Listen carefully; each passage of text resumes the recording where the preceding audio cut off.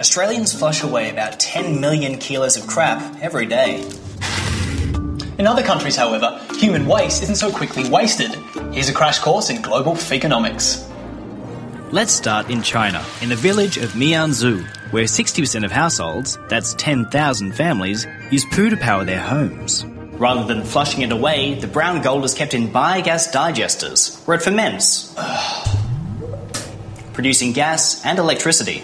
The pilot program has proved so successful, the Chinese government plans to install 80 million biogas digesters across the country by 2020, taking shit from the masses and giving power back to them. Over in France, gas derived from human waste is running buses. In Sweden, it feeds trains. And in Rwanda, it even powers prisons. 5 of the nation's biggest jails, which house more than 100,000 prisoners, have started harvesting the output of inmates to power the buildings that keep them captive. Genocidal mass murderers are now giving back to society, one turd at a time. Meanwhile, in Italy, the number one source of drug info is fast becoming number 2s. The Milan Institute for Pharmacological Research analyses sewage to determine national levels of drug abuse, testing for cocaine, meth, and pot. Research boss Ettore Zaccato says the results are more accurate than those of traditional surveys, stating that people lie, their sewage doesn't. The concept has now been picked up in Switzerland, the UK, and the United States. And human waste is being used for more than just the war on drugs. In Southeast Asia, fences of sharpened sticks dipped in excreta are used to ward off intruders from opium poppy fields. In Colombia, a revolutionary group, ELN, uses fecal matter in explosive devices to increase the chance of infecting their targets.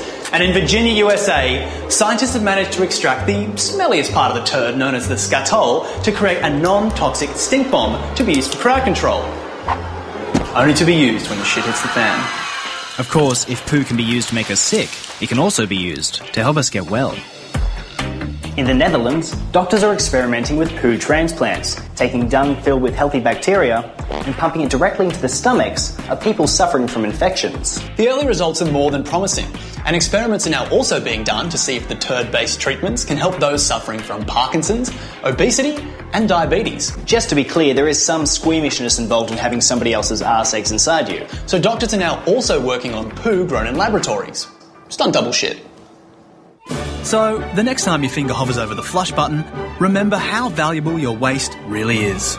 It could give us power, It could give us information, it could be used as a weapon, and even as a cure. Any way you look at it, shit is leaving its mark all around the globe.